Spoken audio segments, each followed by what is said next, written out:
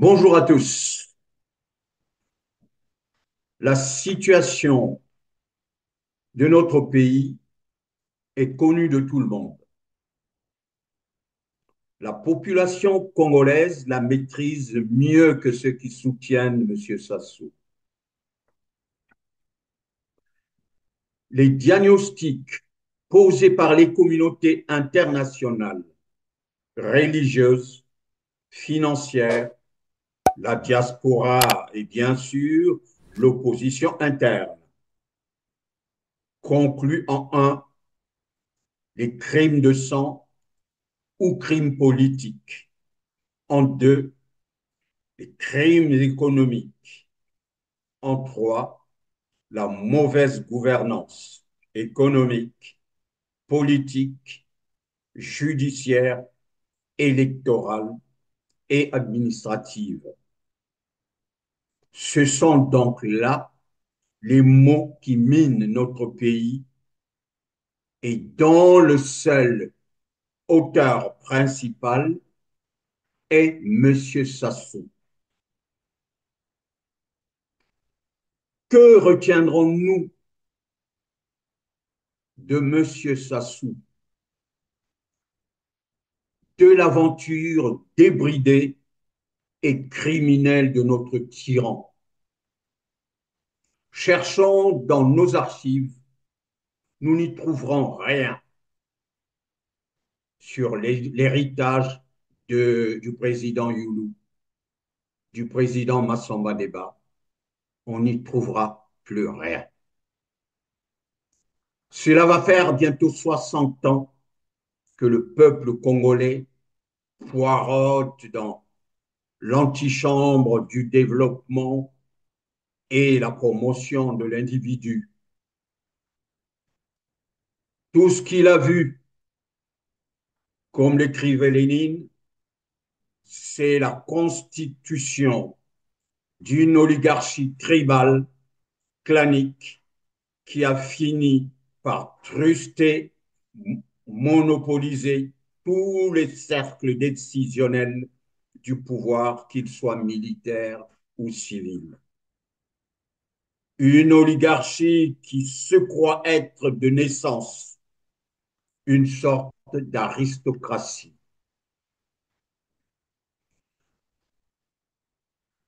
Nous retiendrons donc de la gouvernance de M. Sassou beaucoup plus de choses. Je commence par les crimes de sang. Le pouvoir de M. Sassou a organisé en 1987 le génocide des Kouyous. Tout ce qu'il fait là, les militaires ne sont pas concernés à Brazzaville. Ils ne comprennent rien de ce qu'il est en train d'entreprendre en Ouane. La direction politique n'est au courant de rien. La sécurité d'État n'est au courant de rien. Mais c'est tout juste son groupe d'Oyo. Donc on ne me dira pas que le jour d'après, on était à Ikongolo, on a évacué la population. Donc je dis, encore une fois, qu'on a tiré sur la population et le lendemain, quand il a s'agi de rechercher les armes, on a cassé les maisons, on a tout cassé à l'intérieur, on a pillé. Ça aussi, ça s'est passé. Il a empoisonné le général Avoku, Adoua, Noumazalaï, Lekunzu, Xavier Katali, Oxensi Konga, pour ne citer que ceux-là. Venons-en au génocide du Poul. M. Sassou a utilisé les fils du Poul en leur fournissant le matériel de guerre pour tuer leurs propres parents. Les villages se sont vidés. Cela faisait presque 3 ans qu'il n'était pas revenu sur ces lieux. Moi, avant, je vivais ici, ça, c'était ma maison. C'était brûlé. Reagan et sa famille ont abandonné leur maison en novembre 2016. Le département du Poul est alors frappé par de violents affrontements entre une milice, les Ninjas, qui s'oppose à la réélection du président Denis Sassou Nguesso, et les forces gouvernementales. Comme environ un tiers des habitants du Poul, Regen, sa famille et leurs 4 enfants fuient les combats et se réfugient en RDC voisine. Il y a beaucoup de camions de militaires qui passent ici. Ils commencent à tirer. Au village là-bas, papa. Il y avait seulement un sac des habits des enfants et des pantalons de moi. On a voulu aller à pied là-bas. Regen est revenu dans le Poul 1 an plus tard, juste avant la signature du cessez-le-feu. Aujourd'hui, il loue cette modeste maison et vit de petits travaux. Mais à l'approche des élections, il ne peut s'empêcher de s'inquiéter pour sa famille. On est même père pour acheter même quelque chose de la maison. Pour à chaque fois au Congo, il y a beaucoup de problèmes. Toujours il y a des problèmes.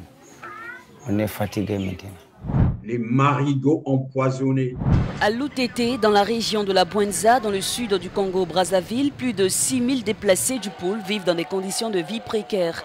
Le PAM, le Programme alimentaire mondial, a entamé ce samedi une opération de distribution de vivres à l'appel des autorités. Un léger soulagement qui n'enlève rien au désir des populations de retourner dans leur localité d'origine. Elle invite ainsi les autorités à créer les conditions d'un retour effectif. Je ne fais absolument rien ici à l'UTT. Moi, quand j'étais à Lombo, j'ai fait un grand pisciculteur, j'ai un grand éleveur, j'ai un grand scieur, j'ai fait scier de la planche là-bas. Mais arrivé ici, et le matériel que j'avais a été pillé par la force publique. Ils ont brûlé ma maison, ils ont détruit. Les morts se comptaient par milliers. Nous sommes obligés de le faire, mon général. Oui, Oui, il faut le faire. Dernier, oui, ils nous ont fait la même chose dans Madibou. Il faut le faire. À Madibou, dès qu'on atteint Madibou, on fait venir le même canard sur et tout ça là, et puis on va voir qu'est-ce que ça va donner. Et toujours en progressant avec Ngalingulo, il faut toujours qu'on fasse. Toujours, mais c'est ça. Voilà. L'engin sur la route, en train de fouetter. Exactement. Maman, papa, à plat. Si là, tout. Ah là-haut, moi, là, mon cœur, maman, J'ai 70 ans. Jusqu'à l'heure où nous sommes en train d'échanger avec vous, nous vivons dans la forêt. Certains d'entre nous sont malades. Nous vivons comme des poulets, comme des chiens, une vie de misère. Depuis que cette expédition militaire punitive a commencé, je n'ai plus de village. Toute ma famille est morte. À Monoko, où nous étions, 5 personnes sont mortes. De l'autre côté, ils ont incendié environ 37 personnes dans une maison. 37 personnes ont été tuées dans ce village depuis le début de cette opération militaire punitive.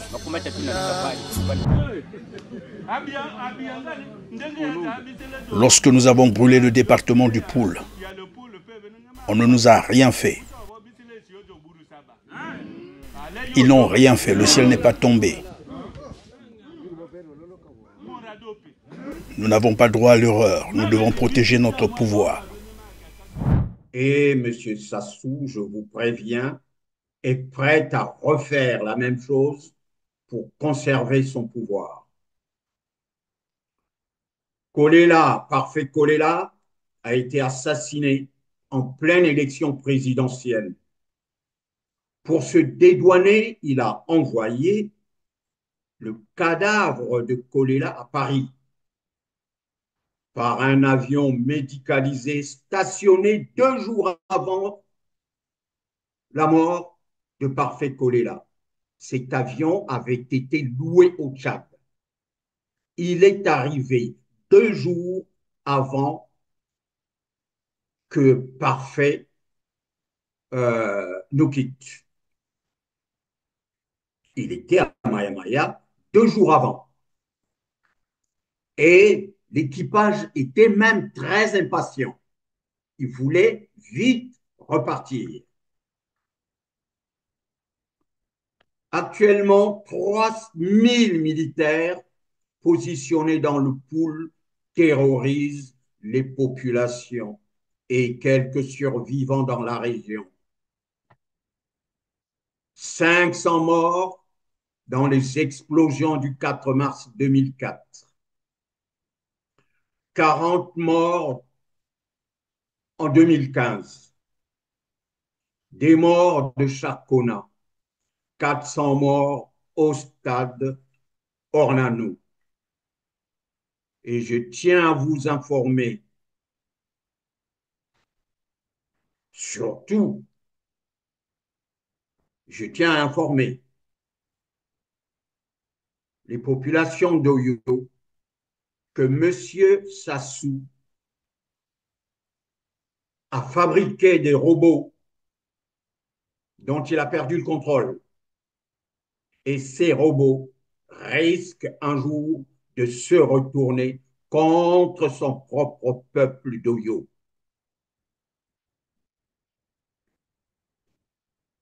À vous donc de demander à M. Sassou de se retirer tranquillement, parce que le peuple congolais n'est pas revanchard. C'est vrai qu'il a trop souffert, 50 ans de souffrance. Il a trop souffert, le peuple congolais, mais ils ne se vengeront jamais. Ce n'est pas un peuple guerrier. C'est M. Sassou qui a appris euh, la guerre aux Congolais. Un Congolais n'est pas né guerrier. Vous avez la preuve. 50 ans qu'ils souffrent dans le silence et ils disent rien du tout. Passons maintenant aux crises, aux crimes économiques. Le bilan de M. Sassou est négatif. Zéro. Zéro. Personne ne peut le nier. Même ceux qui soutiennent M. Sassou, personne ne peut le nier. Ils savent comment ça se passe. Ils sont à l'origine de cette crise. La gestion erratique de la chose publique a conduit le Congo dans un surendettement qui a plongé le pays dans l'impossibilité manifeste de faire face à cette dette. Très loin de l'idée que je me faisais de la gouvernance financière publique, je n'ai jamais pensé qu'on pouvait gérer un pays de cette manière. Et pourtant, la gouvernance d'un pays, c'est exactement ce que vous faites chez vous à la maison. Quand vous avez votre salaire, vous payez votre loyer, vous payez l'électricité, vous gardez de l'argent pour la popote, vous payez votre téléphone, un peu d'argent de poche à madame et un petit peu d'argent de trésorerie que vous mettez de côté. C'est exactement ça, la gouvernance, mais en microéconomie. Mais au niveau du pays, ça devient la macroéconomie, mais c'est mieux organisé parce qu'il y a des recettes qui viennent de partout. Or, individuellement, c'est un salaire qu'on gère difficilement. Monsieur Sassou, il était capitaine dans l'armée congolaise quand il était locataire chez Monsieur Okoko. Mais j'ai un oncle qui a travaillé à l'hôpital général qui gagnait 20 000 francs CFA. Il était déjà propriétaire vers les années 70. Le bilan de M. Sassou, un bilan chaotique.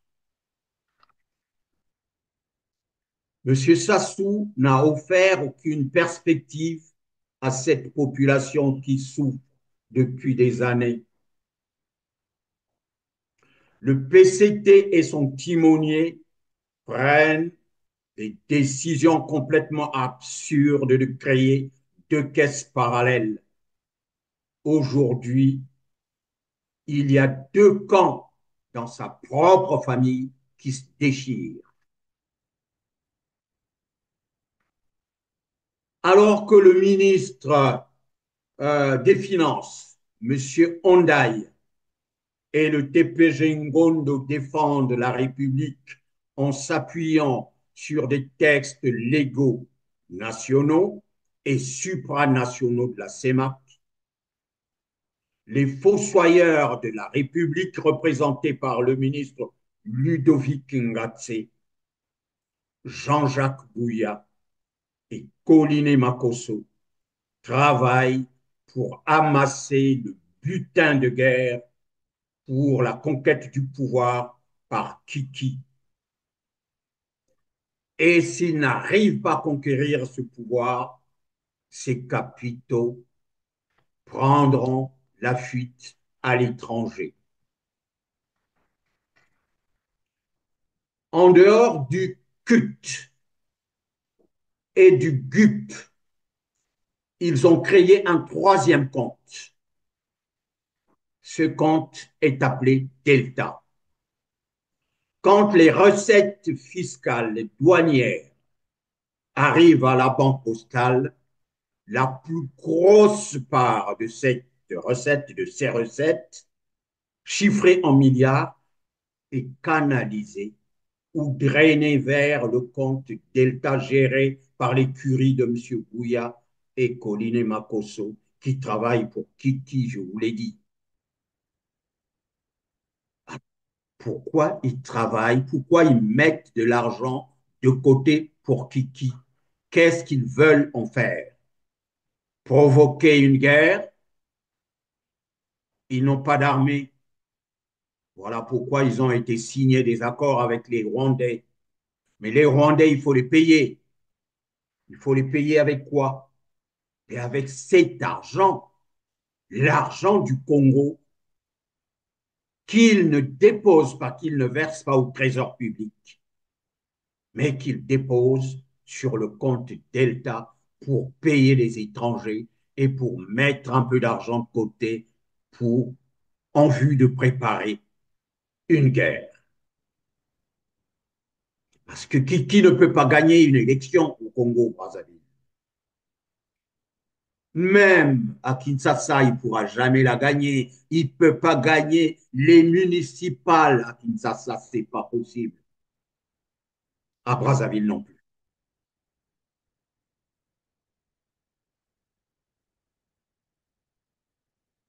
Il y a donc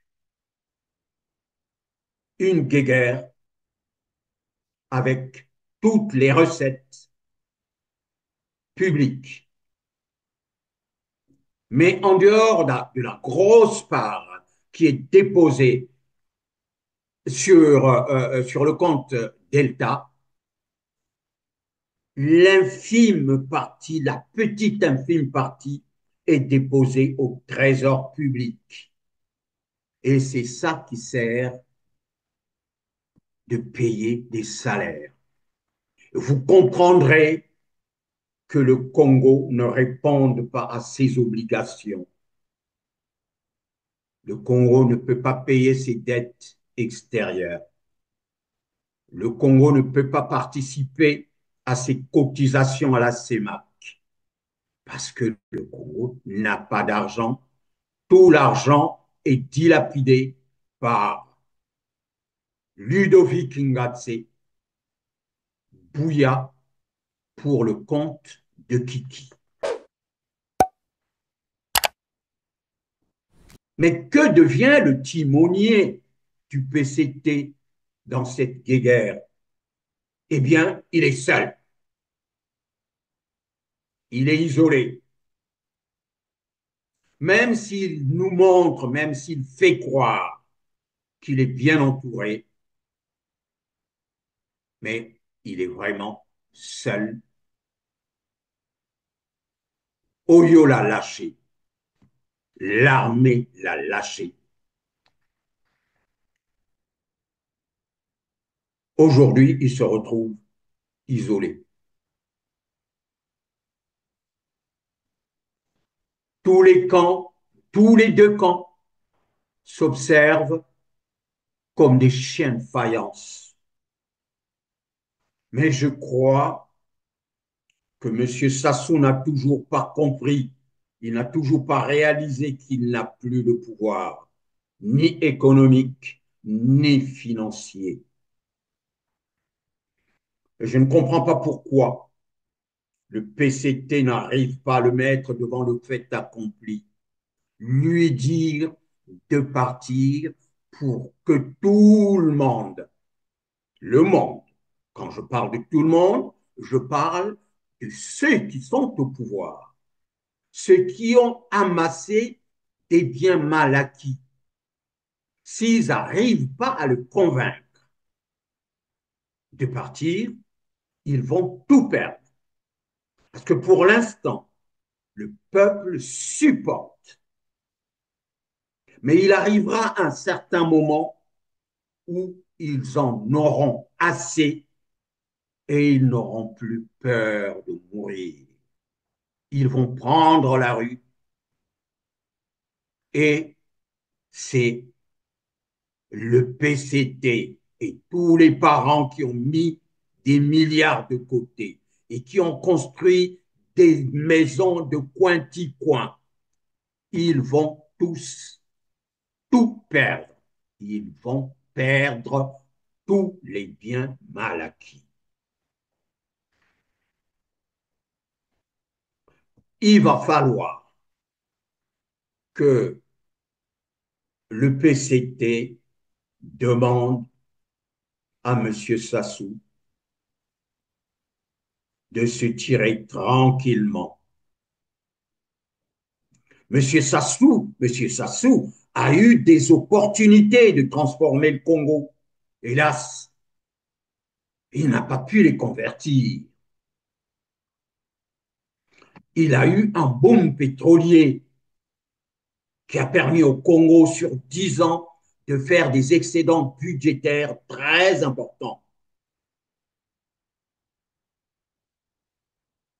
On parle donc de 14 000 milliards qui ont disparu du compte de la BEAC.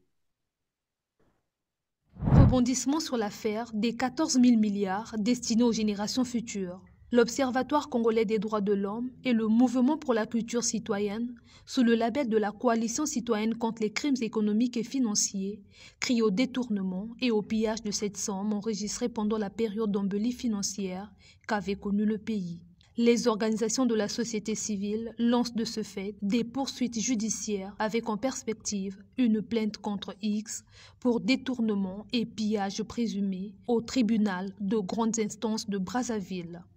Cette plainte est la réponse raisonnable de nos organisations à l'interpellation adressée à la société civile congolaise en vertu de sa capacité juridique à ester en justice, suivant les termes de la pétition citoyenne en circulation au Congo et à travers le monde, pour exiger des poursuites judiciaires contre les crimes économiques et financiers.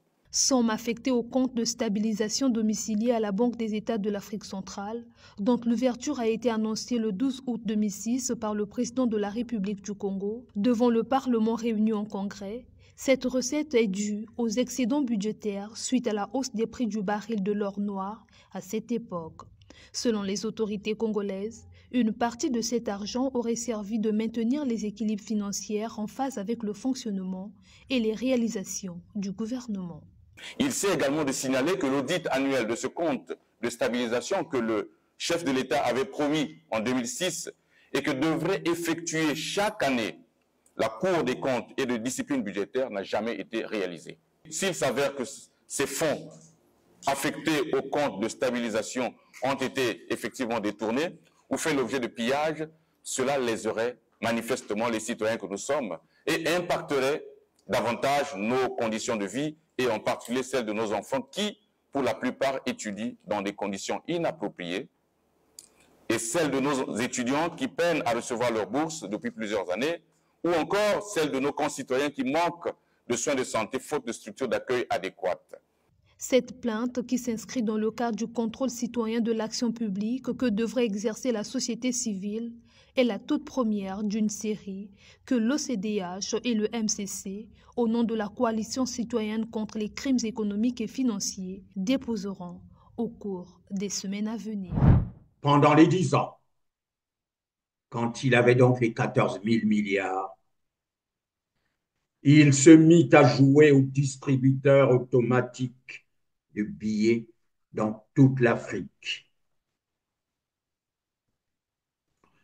la Côte d'Ivoire, le Burkina Faso, le Niger, la Centrafrique recurent des milliards de francs CFA comme prêt pour certains ou don pour d'autres. C'était là l'expression des largesses naïves de l'empereur. C'est à cette capacité de décider seul à qui remettre l'argent public congolais, sans passer par le Parlement, que M. Alassane Ouattara, Alpha Condé et beaucoup nombreux de visiteurs d'Oyo sont repartis avec minimum 1 milliard. Alassane Ouattara a pris 100 milliards.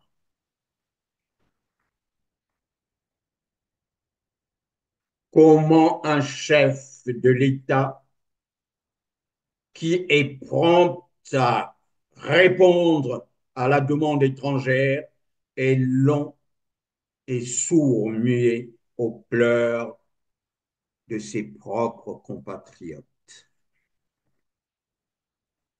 Monsieur Sassou préfère nourrir les étrangers que de nourrir les Congolais. N'attendez rien de Monsieur Sassou.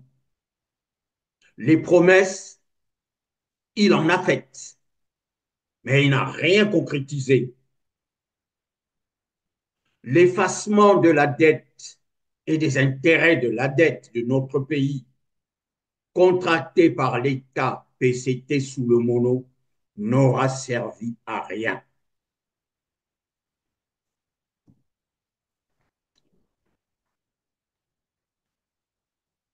Et heureusement que cette dette avait été négociée par le président élu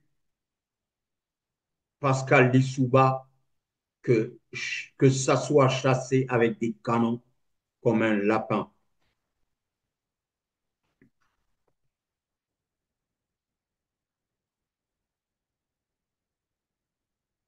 Au sujet des crimes économiques,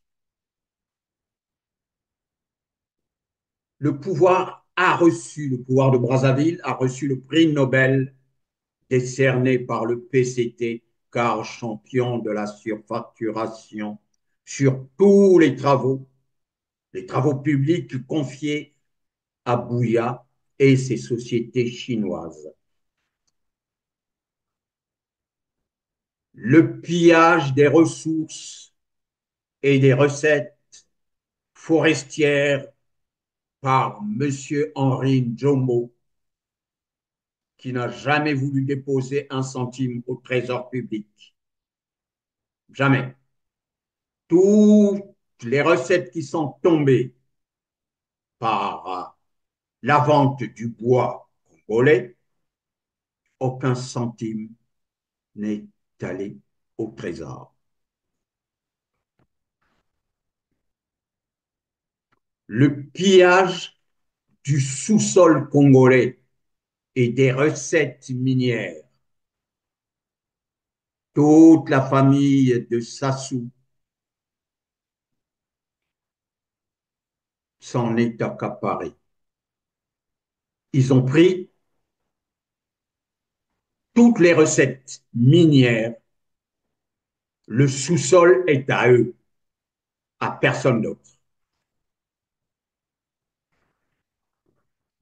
Le pillage donc des excédents budgétaires dont j'ai parlé tout à l'heure, les détournements de fonds du SIGA, du CHU, destinés à l'achat des équipements de l'hôpital. Les détournements de fonds issus des cotisations internationales et dons de la communauté internationale sur le Covid-19 en 2020. Gérés par monsieur, et c'était l'argent du Covid, hein, j'ai oublié, géré par monsieur Ludovic Ngatse et détourné par ce dernier.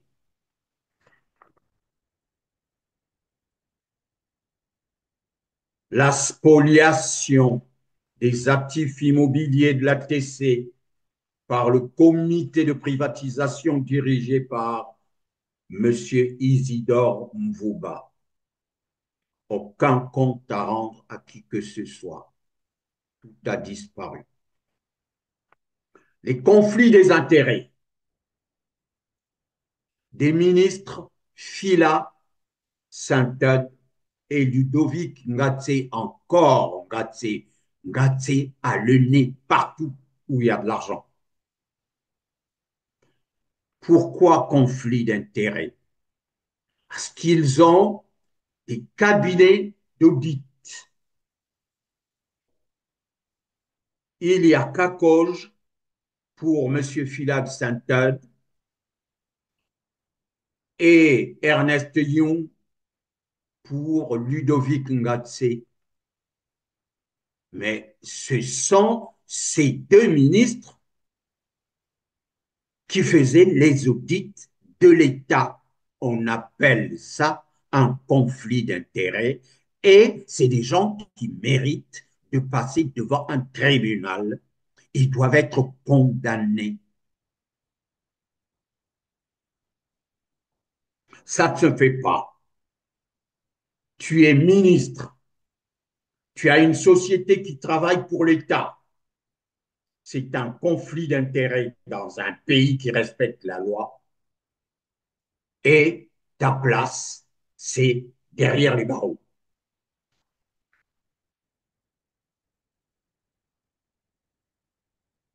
Les détournements de fonds par les directeurs généraux des douanes et des impôts sous la couverture encore du ministre Ludovic Ngatse.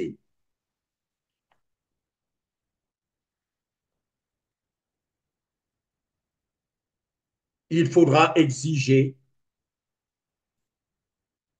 les inspections parlementaires à travers tout le territoire.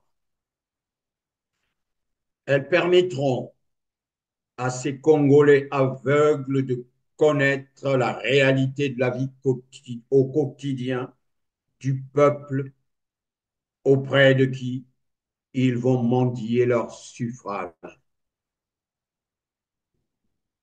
Les inspections de toutes les circonscriptions du Congo, ce qu'ils font de l'argent public qui leur est versé pour s'occuper de leur circonscription.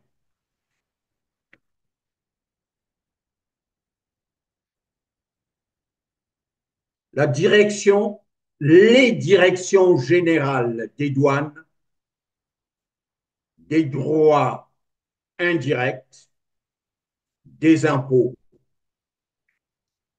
et des domaines viennent de montrer à la communauté internationale et au peuple congolais que le Premier ministre Colline Makosso, le ministre Ludovic Ngatse, Jean-Jacques Bouillard refusent de transférer le compte GUP au trésor public, comme le demandent les textes supranationaux de la CEMAC. Ce refus avéré est soutenu par Colline Makosso et le ministre Ludovic Ngatse nous oblige à exiger immédiatement leur démission.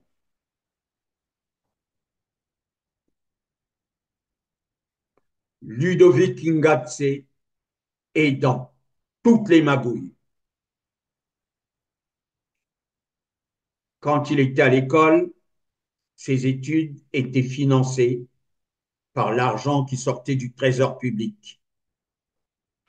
Depuis qu'il a été nommé ministre ou depuis qu'il travaille pour M. Sassou, il a oublié l'importance du trésor public et tout l'argent qui passe par n'importe quel canal est intercepté par M.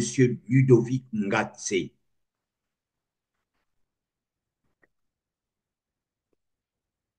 Ils doivent démissionner pour avoir bloqué la trésorerie de l'État.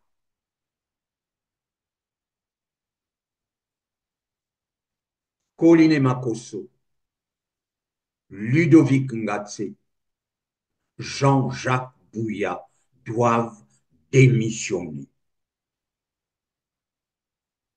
Ils ont bloqué, encore une fois, la trésorerie de l'État pendant des années. Ceci pour des fins particulières, pour des fins personnelles et particulières. Le peuple congolais exige le départ de ces malfaiteurs financiers de la République. N'oublions pas l'empereur. L'empereur Doyo doit partir sans condition afin de laisser la place au Messie qui est déjà dans la salle d'attente.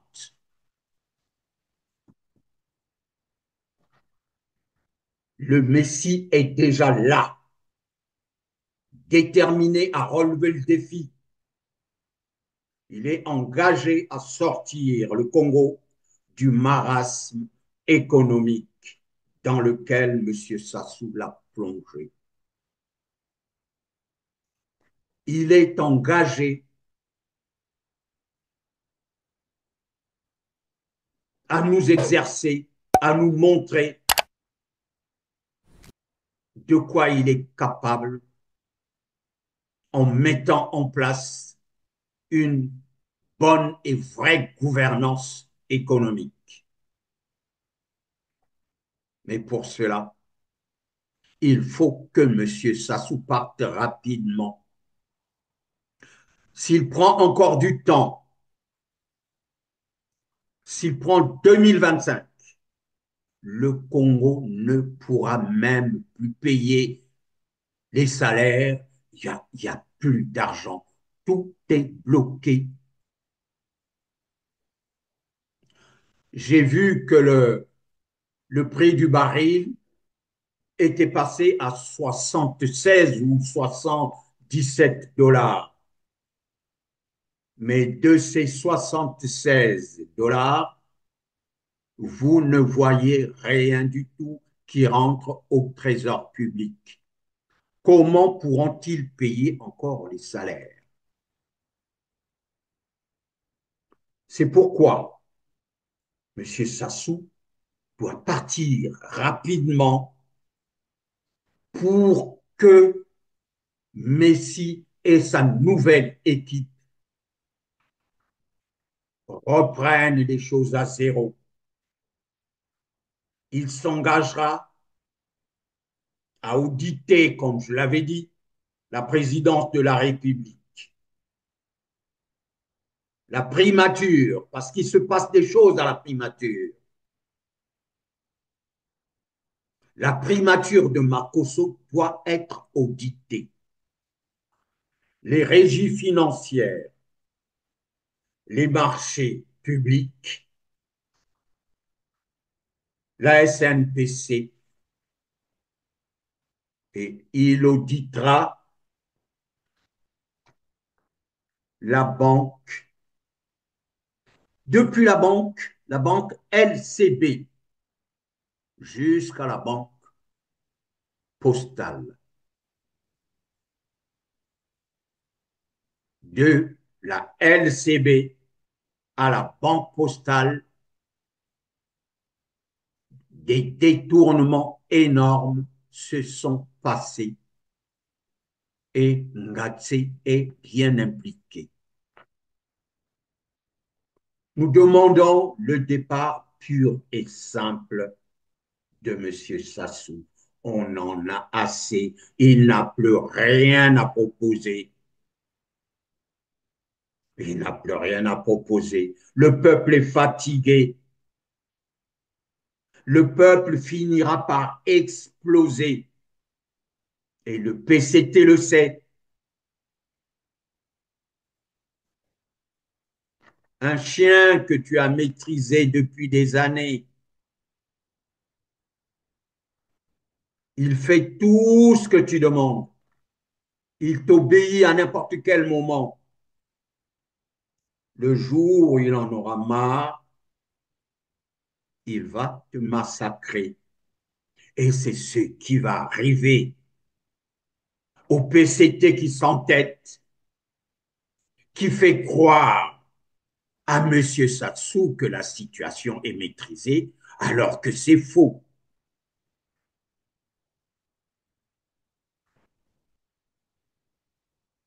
Et là, ce sera sauf qui peut. Ce sera sauf qui peut. J'espère que tous les membres du PCT ont acheté chacun son hélicoptère.